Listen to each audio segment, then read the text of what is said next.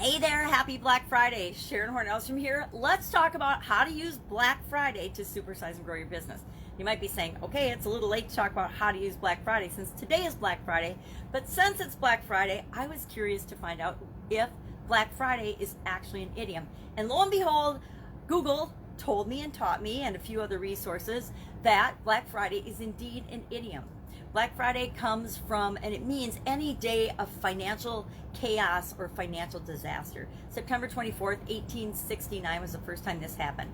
Some stock market people wanted to take over the stock market, and they decided they were going to corner the gold market. And when they did that, they caused the entire stock market to crash. And that was the first time that Black Friday was used to describe a financial disaster.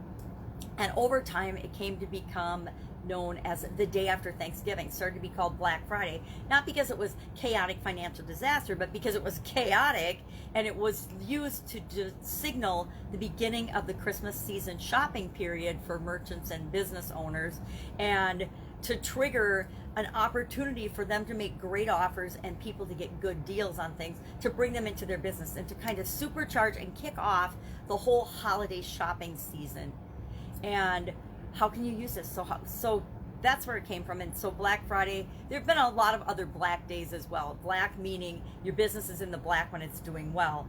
There's been black almost every day of the week because the markets have crashed on certain days. There have been big financial chaotic disasters over history, right? I don't know them all. I'm sure that I've lived through several, lived through lots of them. So how do you use this? What are some ways that you can use the whole Black Friday concept to supersize and grow your business? And guess what? You can do these things other times. You don't have to just do them on Black Friday, which is why the topic's still pertinent. So what are some things you can do?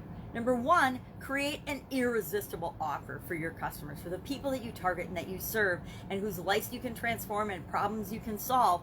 Create an offer to them that is absolutely positively irresistible. You can offer discounts on your products and services. This is actually my least favorite way to offer specials or products or services to people, because I think that it erodes at the value of the products and services that we offer to people, and it gives a false sense of security. So in the short term, we can bring in some dollars, but in the long term, we're eroding the value of our products and services. And I don't think that that's the best way to go about it, but you can always do it. You'll see it today, especially. You'll see thousands and thousands of examples of people discounting their products and services. The reason I don't like it is I know that if I were to discount my prices I'm sort of devaluing what I offered to all the people that I've served before in that product and service. So these other ways that I'm going to talk about briefly are probably better because they don't hurt the feelings of your ideal customers and the customers that you've served in the past, your lifelong customers. You never want them to feel devalued by discounting your products and services. So if you're going to discount, always make sure that it's something slightly different than what you offered your people before. You can bundle your products or services. You can put things together. One of the best ways to create an irresistible offer is to bundle different products and services together into a package. People love to buy packages because it solves more than one problem for them simultaneously.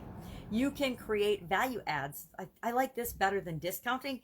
Add certain things to the products or the services that you already offer. Say you offer a cleaning product, and you could offer to, as an add-on or a bundle, you could offer to actually do something for people. You could offer to use the cleaning product for them, or teach their people how to use a cleaning product, or demonstrate how to use the cleaning product for them.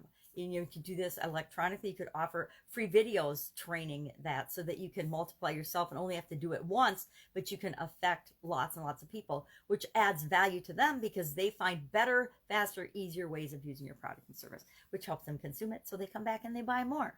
You can do early bird giveaways, early bird specials. You can have drawings and contests. You can have, and I think this one's been used to the max in the retail industry.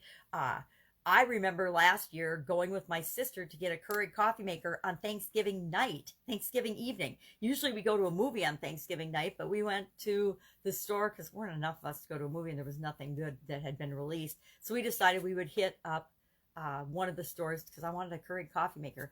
Otherwise, I usually don't participate in the consumer end of Black Friday. Once in a while when the kids were little and I wanted something special for them and I knew the toys were going to be sold out, I would go. But for the most part, I think I can only remember going like maybe 2 or 3 times ever in my 60 years of life to a Black Friday early bird opening store thing.